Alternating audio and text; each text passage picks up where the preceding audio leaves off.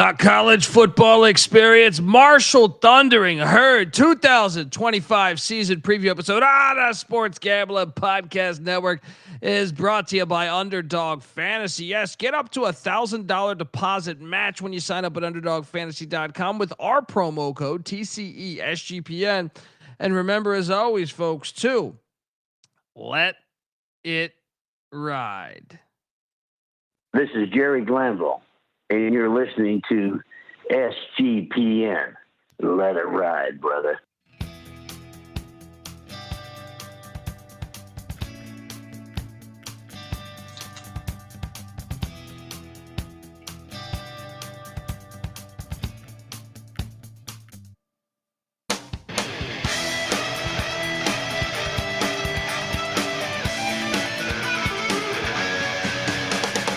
Yes, yes, yes. Woo! Welcome to the college football experience.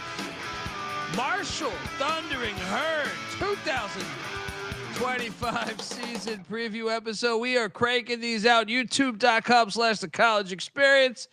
If you prefer the viewing experience, I got slides and everything, but damn. If I don't look like Jeff Van Gundy a little bit right now, I don't know what's going on. We're in the wee hours of the night. I went swimming in a pool. I had way too much chlorine. My eyes, I'm just watering. Goddamn, I don't know what's happening here. Anyway, look, we're excited to talk Marshall football as we always are, man. I was a kid, as a kid.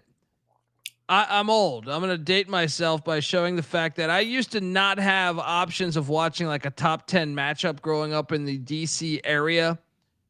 I'd be stuck with Maryland, Wake Forest over like the Red River Shootout or, I remember Colorado, Michigan, the Hail Mary game. I was listening to that on the radio because it was a top 5 matchup. But yes, they gave me like, Ray Farmer and Duke against the Maryland Terrapins and Scott Milanovich. But one of the things that was cool about that era was, all these teams were mysterious to us, but I was able with bunny ears. I had my grandmother's TV, and with the bunny ears, I would pick up Marshall football games in the black and white. It was a black and white TV. I think they actually shot it in color in the late 80s, early 90s. But the TV that I was using was a black and white TV that my grandmother had. With bunny ears, I would watch a shit ton of Marshall football back when they were in the FCS/1AA, whatever you want to say, when they had Eric Kresser and Troy Brown and all these guys. So always been a Marshall fan, man. So this could be a fun episode. If you're wondering who the hell you're listening to, well, my name is Colby Swinging Database Dan, aka Pick Dundee. That's not a pick. This is a pick. He was raised in the land down under, where a man thinks on his feet, speaks with his fists, and lives by his wits. When Dundee happened, he was a superstar. I'm probably drinking too much and celebrating too much and not sleeping. Would have killed a normal man, but no, that's gone. The medical advice I got from that was like being hit by lightning. Pretend it never happened and get on with your life. Oh yeah, shout out to Marshall. They know how to have a good time. Used to have a teacher that he'd have us come over, talk about our assignments, and then randomly mushrooms and hash would show up. But he was a Marshall grad, right? Shout out to him. They know how to have a good time. And look, the chat's saying you're disgusted with that intro of me being a part Marshall fan. I am joined by my co-host. He is the former staffer at West Virginia, South Carolina, and Austin P. But he also went to the University of West Virginia. Give it up for Moneyline Mac, aka Ryan McIntyre. How are you, brother? What's up, man? Yes, talk about little brother here down there in Huntington. I got nothing against the Herd. They're little brother, man. I'm pulling for Coach Gibson. Yeah, just put him on the schedule a little bit more if you don't mind me saying so. They've never beaten us. Well, you guys played like 4 times. And you guys what? How many times you guys played? Out of curiosity, what's going on here? I think it's 12-0. I mean, This is where we need the good people of North Carolina to step into West Virginia and say, make it a state law to play. And normally I don't like that shit when you too many cooks in the kitchen normally, but North Carolina, that's a cool thing about North Carolina is they make them play. They're like, no. North Carolina, Chapel Bill, you are playing at the Clit this year. All right.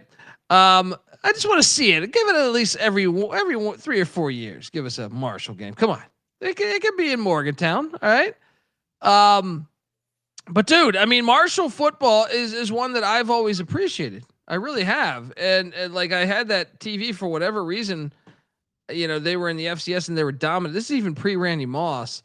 And I would get all their games. So I would watch them more than almost every other team. Now the program really, since Bob Pruitt has been kind of, Bob Pruitt was the guy to, I feel like, really get it on track. Maybe it was Jim Donnan, but I don't understand what the hell's going on there. Someone needs to clue me into what is happening behind the scenes, because when Doc Holliday was fired or / let go, this is a guy that was coming off a 7-3 COVID season. The year prior, he won 8 games. Won championships there. Yeah, the year prior, 8 games. The year prior to that, 9 games. The year prior to that, 8 games. He had a bad 2016 with 3 wins, but the year before that, he had 10 wins in 15 and 13 wins, 13-1 in 2014, 10 wins before that. I don't know what he did. They must have really looked at that 2016 season in 2020 and said, you know what, let's fire the prick. I don't know what's going on. But then, I was dumbfounded at them, getting rid of Doc Holliday. Well, then they hired Charles Huff, a Nick Saban guy, former Hampton fullback. And, I wanted to dislike him just because Doc Holliday, I thought, didn't deserve the door. But damn if Charles Huff doesn't start out 7-6, 9-4 with the win at Notre Dame, 6-7, and then 10-3, and they win the Sun Belt, and they let him go. What the hell's happening here in Marshall? Like, this is the Doc Holliday 2.0 going on here. Do you not want a good football coach? That's my first thought, is like, because unfortunately you hired Tony Gibson, who I think is a good football coach, but is the objective to not have a good football coach? Because I'm trying to figure this out, Mac. Yeah, so this is kind of Marshall in a nutshell. Is sometimes they forget who they are every now and then, and that goes back to the West Virginia we are series. Marshall. If they were a little bit more humble, we would play more. But they run their mouth. I think it should be a home and home because they think they're on West Virginia's level for whatever reason. Maybe they fired Doc because he's a former Mountaineer linebacker. So maybe we'll chalk. And they fired Huff because he knew he coached under Saban. Saban's ties to West Virginia. It's crazy. It's crazy. Just like, Doc was 85-54, 55-30 in league play, and Huff was 32-20, and they transitioned from Conference USA to the Sun Belt, and then they went in a new league. He won at Notre Dame. Yeah. I got no explanation, but I love Tony Gibson. I like Tony Gibson too. I think the hire's good again, but I'm just like, hey, I'm actually. Yeah. I feel sorry for him taking the job. I know he's going to make you a millionaire, but I'm just like, what do you got to go undefeated to not get fired, right? There's a precedent here. Like, you got to make the college football playoffs if you don't want to get fired at Marshall, because Charles Huff just won the Sun Belt, and I know they didn't technically fire him, but I think the writing was on the wall. From what I understand, like they did not, we're not going to offer him an extension. Mm-hmm. I don't know that there's a program like this in the country. No, it's crazy. They probably think they should have Rich Rod. They probably think Rich Rod should turn down WU for Marshall. They've had one losing season. No, I'm sorry. The 6-7. They've had one non-bowl eligible season, Mac. Since 2012. and yet I find this team in a way the most fascinating team in the nation because I would like someone. Can someone put me in touch with their administration? I would just love to know what's going on. Like, why does this keep happening? It doesn't make any sense. Both coaches were phenomenal. I can recall a time at Colorado where Colorado was I think they went 25 straight years being ranked from like I don't know. It was I forget what years, but they were winning national champion or a national championship, played for another, and were just in Fiesta Bowls and everything. And in the mid 2000s, I was trying to get the lowdown on what was happening with Colorado when they became awful.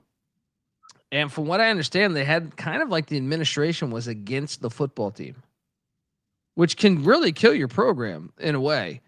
Is that what is going on here? Because they're failing because each coach they hire is good, but I just have never seen anything like this before. Well, it's not like they go cheap either. I mean, they paid Gibson pretty well for the most part. So I don't know what it is. It's one of the more bizarre things. For it to happen once, maybe you could have said Doc and administration were clashing. But when the Huff thing and they actually won the league the last year, Doc didn't win it the last year. Huff won it.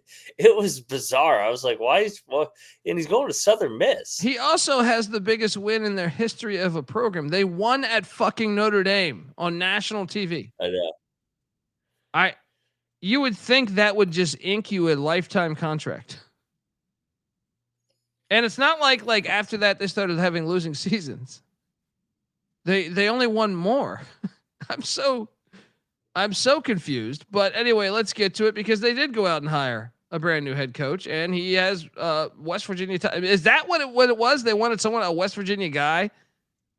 Well, Doc was a West Virginia guy. I have no idea. Tony Gibson is what? Glenville State. He was with Rich Rod. Yeah. He did a really good job as NC State's DC over the past few years. I think it's a good hire. I mean, I'd be lying to you if I said it's better than Charles Huff because we'd seen Huff be good. But I think Tony Gibson has done an amazing job defensively over the years, and he was due for a head coaching job. Now, was he due for one that kicks out? I mean, I know he didn't really kick out the other coach, but I'm just saying it's strange. But I do think he's a good football coach. So, okay, let's carry on. But aren't you? Mac? You were in the coaching world. Wouldn't you be paranoid on taking a job where they keep firing coaches, winning their ass off? A little bit, but the Gibson does feel different just because he does feel like a perfect fit compared to Huff, who was kind of an outsider. But I mean, like I said, Doc was also a Mountaineer. But I mean, Gibson played for Rich Rod at Glenville State. Then he was with him for multiple years, the first Rich Rod era. He came back to West Virginia to be Dana's defensive coordinator. And then he was great at NC State. So I love the hire. I know we just shit on them for getting rid of Huff and Doc back to back. Well, so I mean, hopefully he's not too good because they'll get rid of him too. That's what I'm saying. Like, I think our point is, it's just we cover the sport from a bird's eye point of view, and normally coaches do bad to get fired. Yeah, no, not at Marshall. You win, it's like, you're too good now. Crazy. Yeah. What's this guy doing beating Notre Dame? What the fuck's he doing? Does he know where we are in Marshall? We are Marshall. How dare him go into South Bend and win that game outright? And then what's he doing? This prick's bringing home championships? Get him out of here. Get this guy the hell out of here. He's bringing home championships, got us flirting with the top 25. We're not supposed to do that. We're supposed to be in the back. All right, on that black and white TV, pick Dundee's watching them on. All right, well, the offense, he brings in his boy Rod Smith, who he played with. That is not the Rod Smith from the Denver Broncos. But is still a guy that played with him at Glenville State, from what I understand. They were last season. They were a top 70 offense, 70th overall, 37th in scoring offense, 115th in pass offense, 18th in rush offense. Man, huff and puff and will run the ball down your fucking throat. Now the offense, like I said, Rod Smith wasn't there last year. They returned two guys, Toby Payne at tight end and right guard Jalen Slappy. Great name. They went to the portal, and guys, I hope you got 20 minutes. They brought in quarterback Carlos Del Rio-Wilson.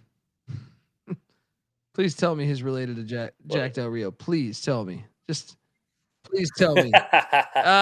And Zion Turner from Jacksonville State. That's probably, you're going to see a few Jacksonville State guys. I'm sure that's the Rich Rod thing coming through.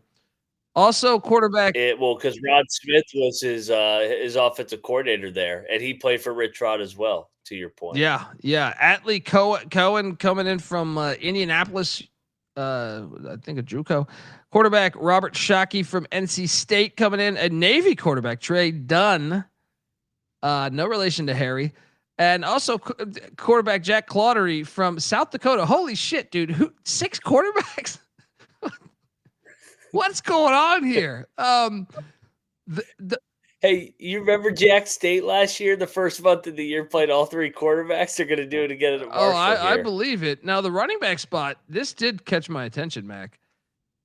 Michael Allen, I thought, had moments flashing at NC State. Now, last year he played for UNLV and he left after like 3 games, or maybe got injured. I don't know what it was, but I remember seeing him and saying, "This dude's not bad."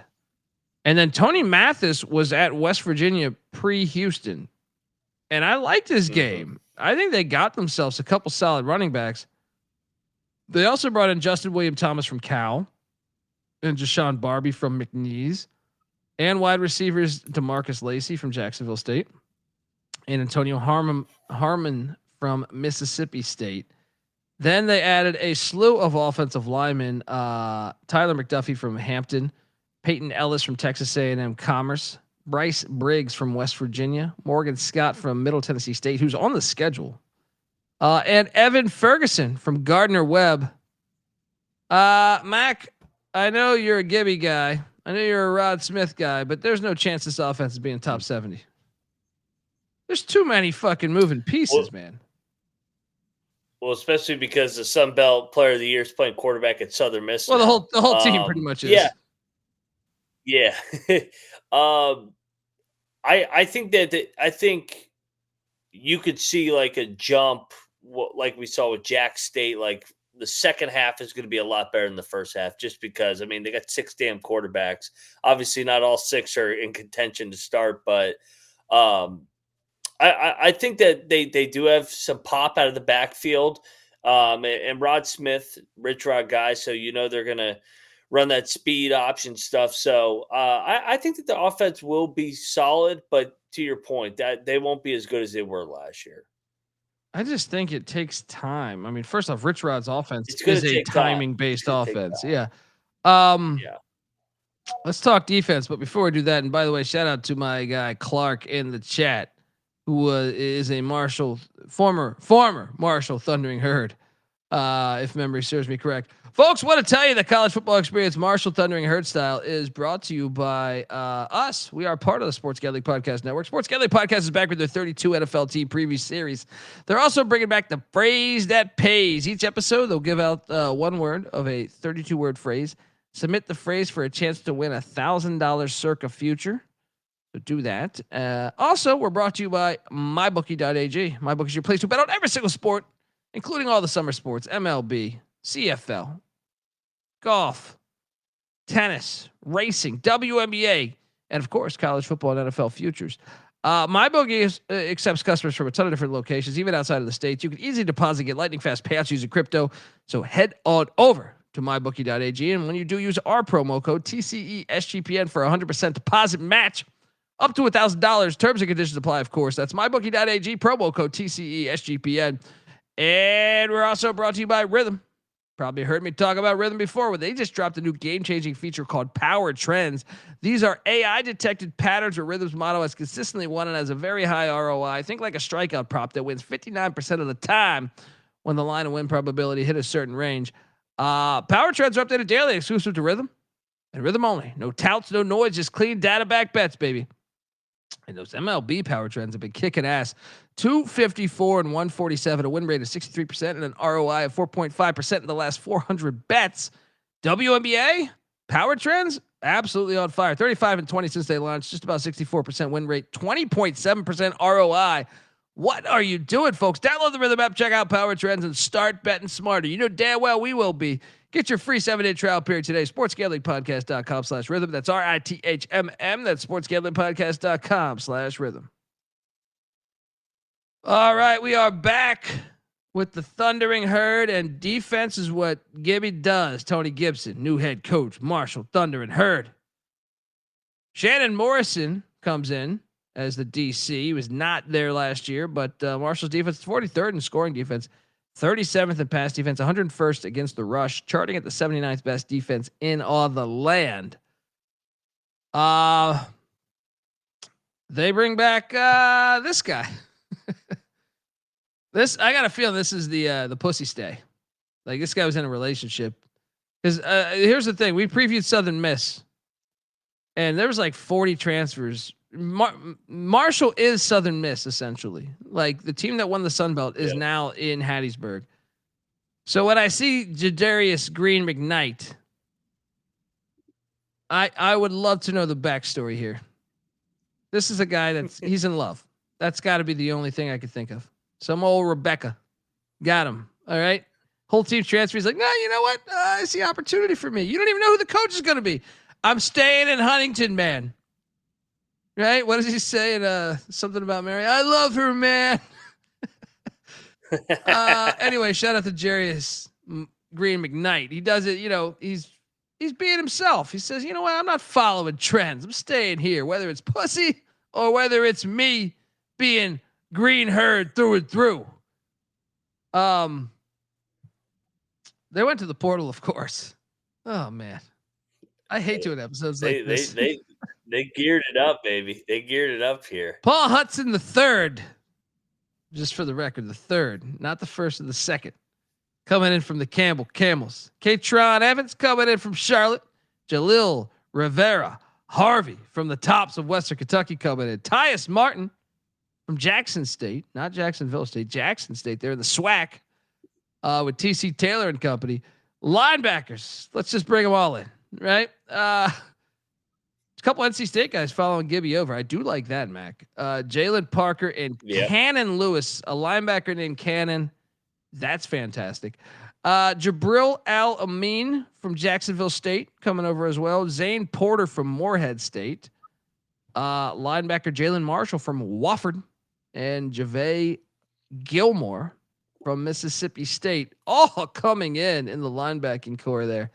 Then the secondary, they went. This one I was a little confused by it. I thought they would attack the secondary a little bit more. I know you have one returning starter, but still, Zay Jackson from West Virginia, Lackenzie Jules from UT Martin, FCS playoff team a year ago, and Sammy Etienne from West Virginia as well. Don't forget about long snapper Brock Walters from ODU and punter Ian Ratliff from Texas. Horns down.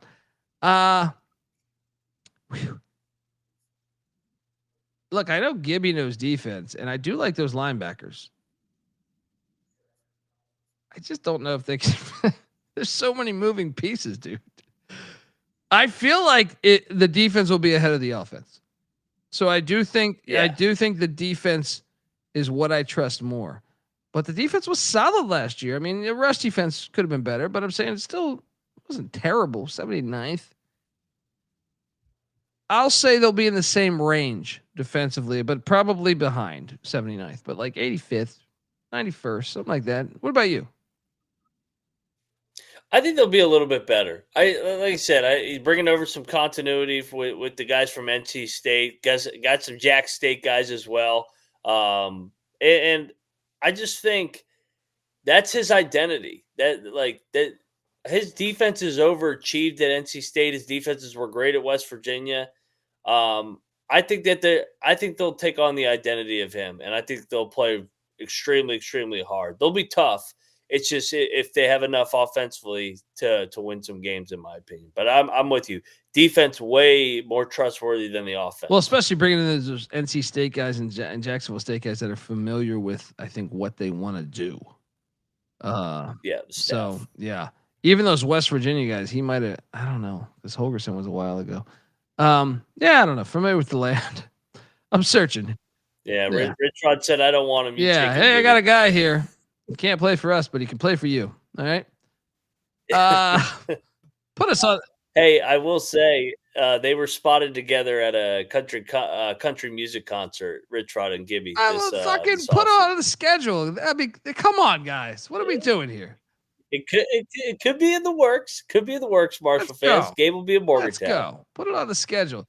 Ain't coming down to that fucking place. Just don't play it at that. What is that golf course where they're playing all the basketball games these days? These neutral site games. Oh, Greenbrier. Just don't play it there. Play it at Glenville State University. No. That's what I say. Yeah, that's Rich Rod. That's where it all started. That's what, and Gibby. Yeah. Let's talk about state of the program, because we talk about everything. They fire coaches whenever they're too good, and they have a good fan base. They have a bunch of moving pieces as far as a roster. But what about stadium? This is the only stadium. They are trailblazers in a certain way.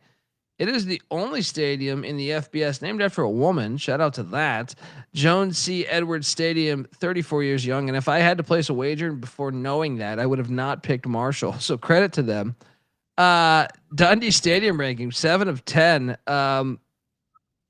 You could talk me into it.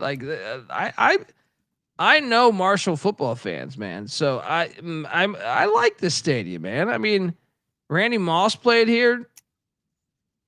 Maybe the greatest receiver ever, I think, depending on, eras and stuff. But I think you could certainly make the case he's the greatest receiver ever. Their fans are good. They have good fans, Mac. Don't you shit on these fans. All right, they have good They have They have good fans, and look, they got the band. They're playing their songs. I mean, they got a fucking train parked. Awesome. Okay, go Herd. Themed. Let's go.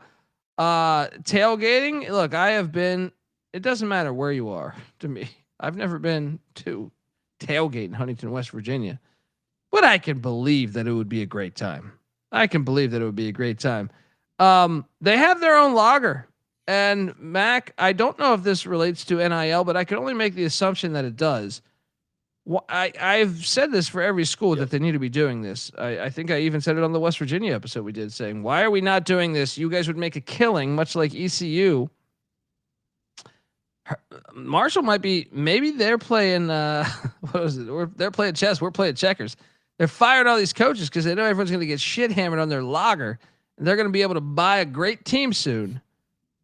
Every university should be doing this. They should have their own pizza place, their own bowling alleys. All of that should be going to the NIL collective.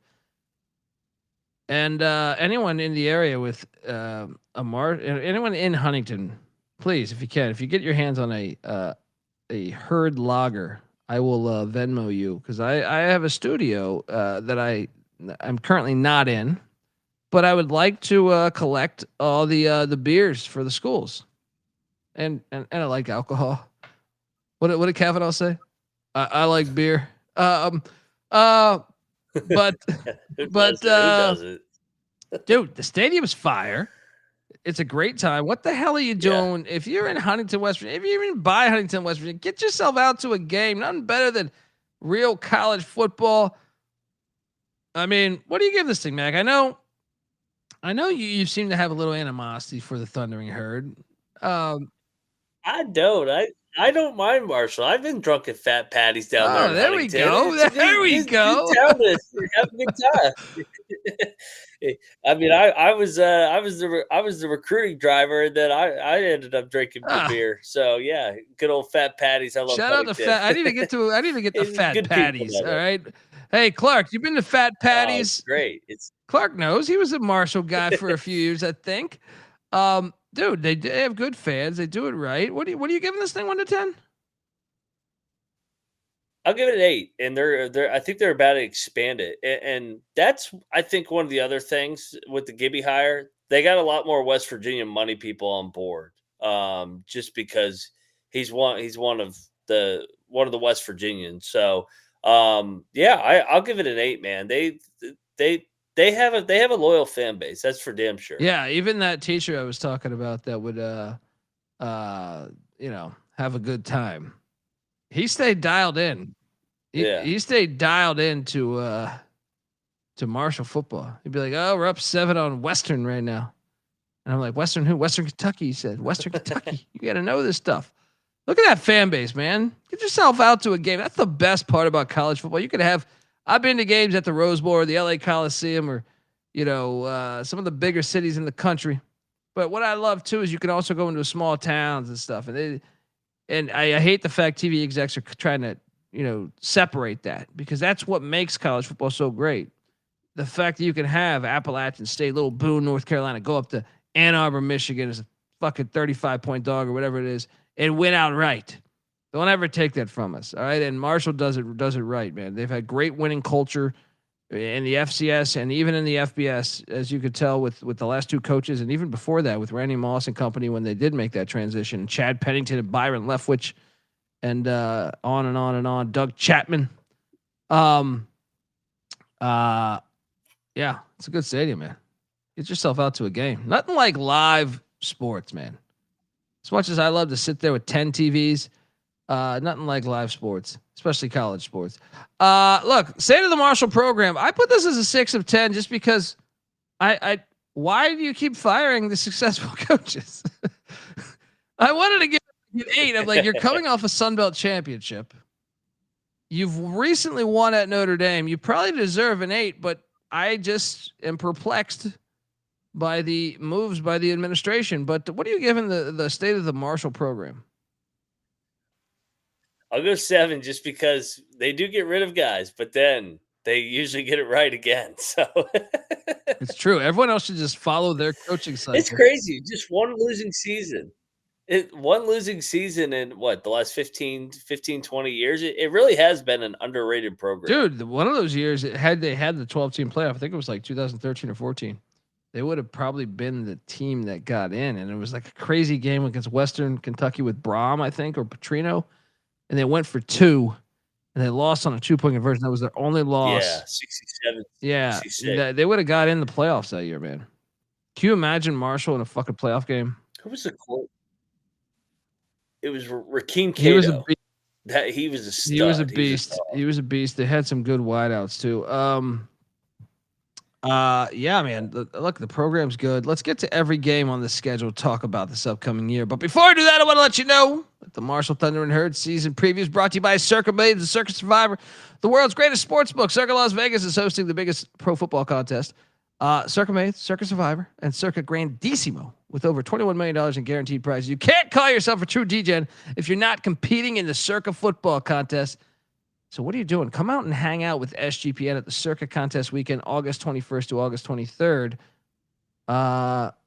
Also, you should come out to hang out with the college football experience because we will be there, myself, Moneyline Mac, for week 0. Yes, we will be watching Farmageddon with tons of money on the line. We'll be watching Tarleton State head into Portland State with probably way more money than anyone's ever bet on the Portland State Vikings ever before. But all for week 0, we will be doing live shows from Circa in Las Vegas, Nevada. And there's going to be some open bars too. And we're going to give you 15% off your stay at Circa with the promo code SGP15. It is the biggest sports book in the world. You got Stadium Swim. What are you doing, folks? And by the way, the contests are open for everyone. Sign up in Nevada, play from anywhere with the help of SGPN's official proxy. Go to footballcontest.com. Use that promo code SGP to get $50 off your proxy fee. We're also brought to you by Underdog Fantasy. Yes, Underdog Best Ball Mania is happening all summer long. Giving away $15 million in prizes, including $2 million in first place. Look, there's no waiver wire. There's no arguments about trades. Best ball is the best way to play fantasy football. So what are you doing? All right, hop on over to Underdog Fantasy. When you do, use our promo code TCESGPN to claim your special pick plus first time deposit offer up to $1,000 in bonus credits there. UnderdogFantasy.com, promo code TCESGPN. All right, we are back. Let's get to the schedule because week 1, Tony Gibson, welcome to being a head coach. What the fuck? Marshall What at is Sanford this? Stadium taking on the Georgia Bulldogs. Here's the worst part about this, Mac. Had it been Charles Huff's Marshall team with all of those guys that transferred over to Southern Miss, I actually think this could have been a game. Like, I'd still take Georgia to win the game, but I would take Marshall in the points. And you saw them win at Notre Dame. You saw them win against Virginia Tech recently. I think this could have been a sneaky game. I think it could have been a sneaky game. Now, I'll lay the points with Georgia. It's a bad first opponent. Yeah. 0-1. 0-1 for me too. Yeah, they're not what he's not. We just talked about a quarterback competition. They're going to get a nice tryout here in this game. I don't know that helps. I think it's going to hurt the confidence. You might as well just start your running back and go Wildcat. Week 2, Missouri State comes to town. Go check out our Missouri State preview. Brand new to the FBS. I believe I called for Missouri State to get that win. I said it's a 50-50 game, but I said Missouri State retains their whole offense. So I am going to say 0-2, but I mean, this is Marshall's home edge should be able to get him that, but I don't know. Missouri State's offense is solid. So I kind of think this is going to be a game. Don't think this is not going to be a game. What are you doing here? I took Missouri State with you as well, just because of their continuity. And I keep pointing back to that Jack State team that started slow the last couple of years with Rod Smith with this quarterback competition and just trying to mesh all these pieces together. So yeah, give me a Missouri State 0-2 for Marshall off the body blow game too against Georgia. Then and this is where it gets very murky because if they win this, there's a path, but week 3, Eastern Kentucky, an old rival, comes to town. Eastern Kentucky's the FCS playoff team last year. I'll say this: if Marshall, I'm giving Marshall the win here, but you could lose this game if you do not have an offense figured out yet. You could lose this game, but give me a win. They're due for a win here. 1-2. What are you doing here? I got the Herd taking this one as well. I think they're tougher. Too Who tough. Did Eastern Kentucky get? They got Bowling Green, I think. And so Marshall beats Notre Dame, and they lose to Bowling Green the next week. And the irony was when Marshall was beating Notre Dame, Eastern Kentucky that same weekend, I believe, beat Bowling Green. So that's the irony there is that both those teams, Eastern Kentucky throws money into football. Surprisingly.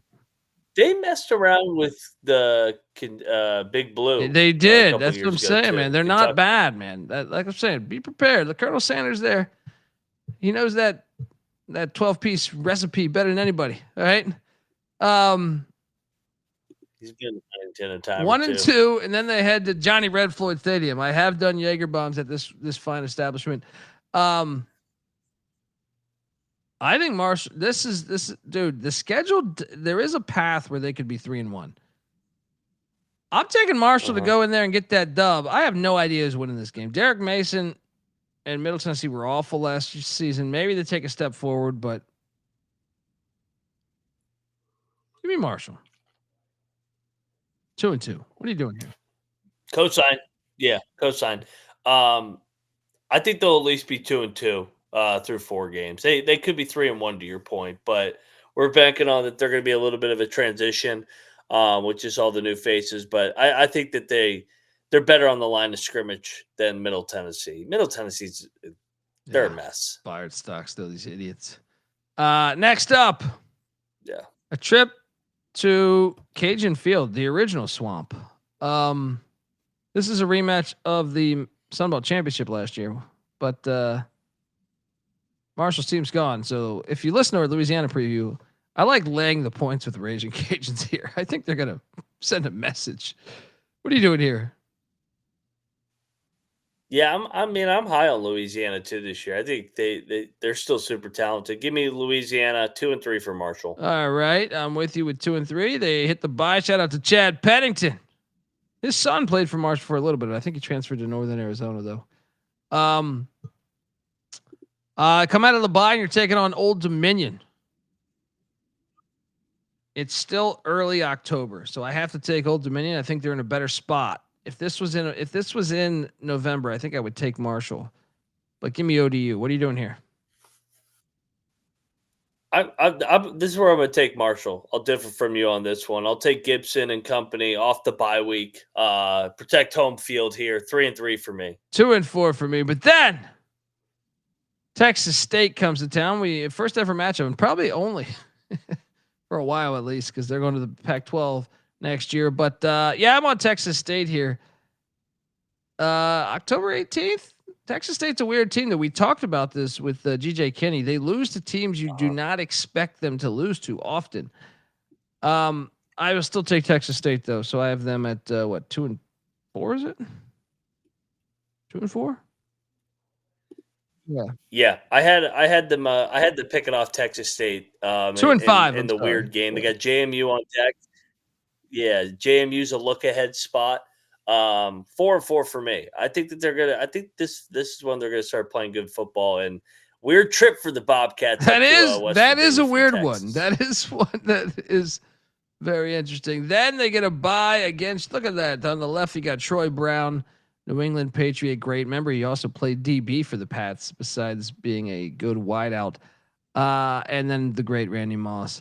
They come out of that. And they head to Conway, South Carolina. I believe we already did our Coastal Carolina preview. I took Coastal. So I'm at 2 and 6. What are you doing here? I took Coastal as well. Jermaine Johnson in that Thursday defense, night game, I believe. Yeah. And Coastal's off a bye as well. So yeah, I'll be on Coastal here. So I'm 4 and 4. 2 and 6. Then James Madison comes to town. These games have been wild lately. Yep. Yeah, I'll take JMU. Did they get JMU? JMU blew a 17-point lead. Off right? of 17-point lead. Yeah. And then JMU's off of. It's a double back-to-back road spot. I'll take JMU. That's actually not that far a trip. And I'm high on Chesney's team. They're probably the most talented team in the league. So 4 and 5 for me with Marshall. 2 and 6, and then they head to Center Park Stadium. This is winnable, but I'm taking Georgia State 2 and 7. Yeah. Ooh, you took. I think Del McGee did a good job in year one.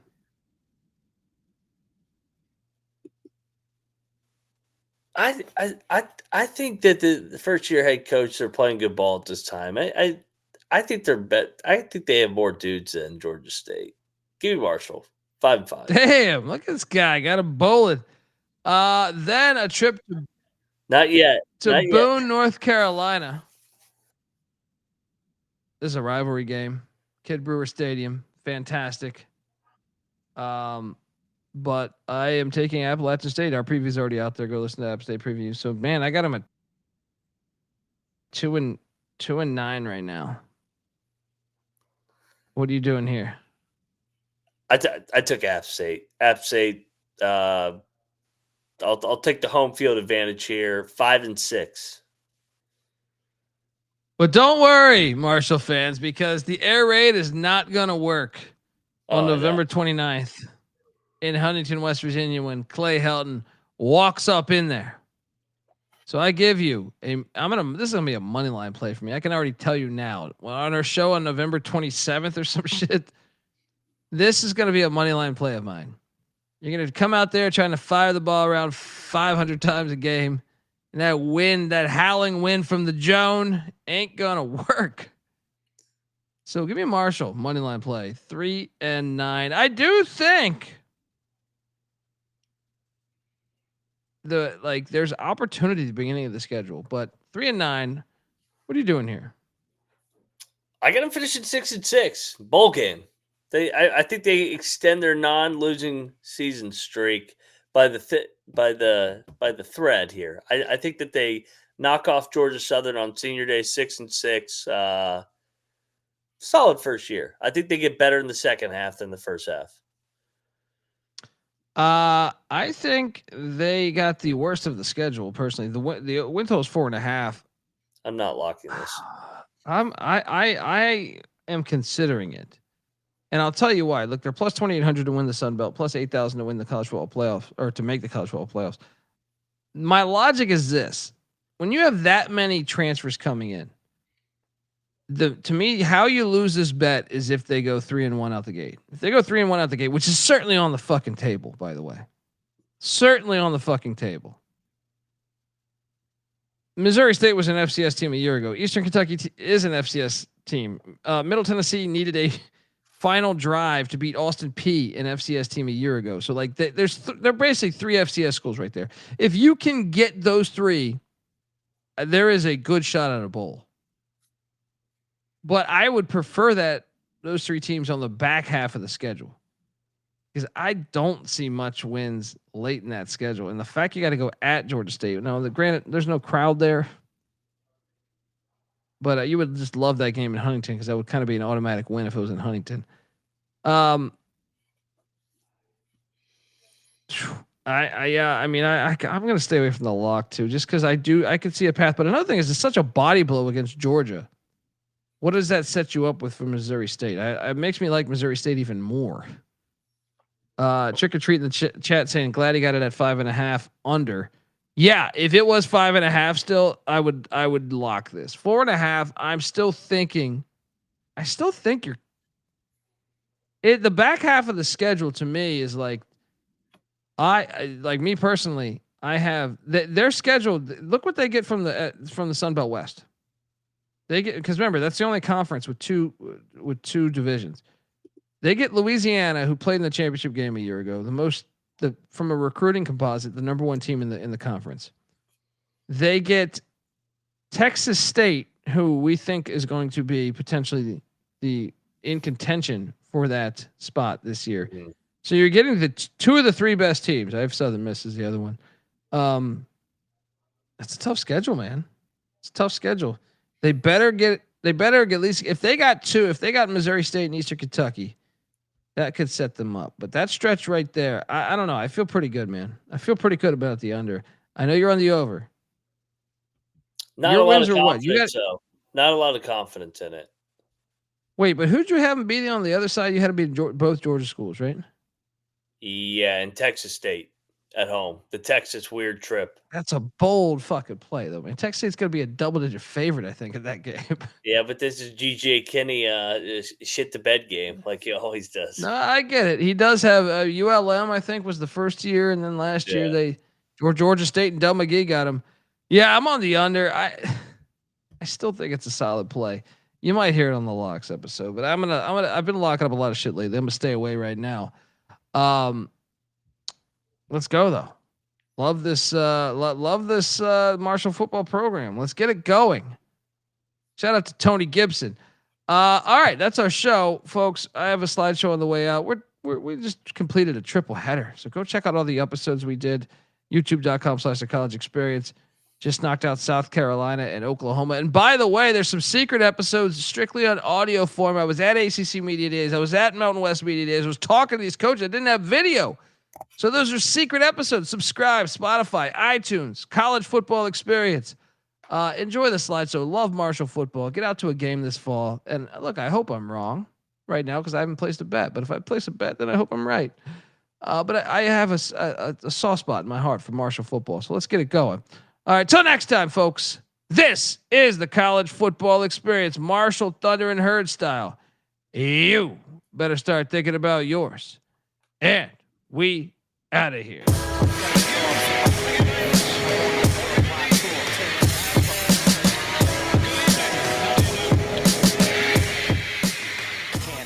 found. My celly's off, so I can't be found. I'm on a worldwide tour, touring every fucking curtain down.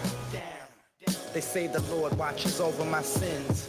Over my head, watching hair as it thins. Over the ledge, it ain't letting me in. There's still regiments and relevance to letting me win. Win-win, lose or draw. You ain't prepared unless you all ready to lose it all. Losing a brawl? Yeah, that's a Friday day. Good friends know my Nina Hideaway. They came and went, but the riders stay. So it's like I won the lottery and can't be found. Until I resurface with the latest purchase. 33 and a third and 45 circles. You ain't got that shit. And I ain't 45 king. But on the beats, I've been doing my thing. I start the program and the doorbell ring. I gotta leave town to a place I can't be found. My celly's off, so I can't be found. I'm on a worldwide tour, touring every fucking curtain down. American dreams, lessons, and still they work. I guess the sand on the beach still was really dirt. Now I'm going home, flying over Rome at 30,000 feet. Like, damn, is that really Earth? I see the killers work on walls, familiar turf. Got a little school in graph, 101 was first. Got a little school in math, didn't really work. But put the numbers on the block and I make them hurt. Any block is my stomping ground where my people lay low so they can't be found. They don't wanna be, ain't from the crew, but I'm honorary. Liquid, solar sad, psycho harmony. Type of armory that's more than a shield. Type of armory's DeLorean steel. Type of warrior's ill. So true to my sound, but dig deep so it can't be found. My celly's off, so I can't be found. I'm on a worldwide tour, touring every fucking curtain down. It's the revenge of our stealth, the intelligence plane. A manifestation of karma. The far left, low keys, let it be. Listen, whispering words of wisdom. Ghost dog breathe in the shadow of leaves. Same darkness hides criminals, crooks, and thieves. Special forces, black ops. Bad brains, fishbone, black rock. Matter of fact, Chuck Berry and James Brown. But most of the true story can't be found. Unchained melodies inscribed in freestyle. I rock rhyme mosaics more potent with each style. Crack the system more open with each file. Upgrades and free hotels with these miles. Expansion team dilated peoples in town. If there's a better sound in it, can't be found. My celly's off, so I can't be found. I'm on a worldwide tour, touring every fucking curtain down.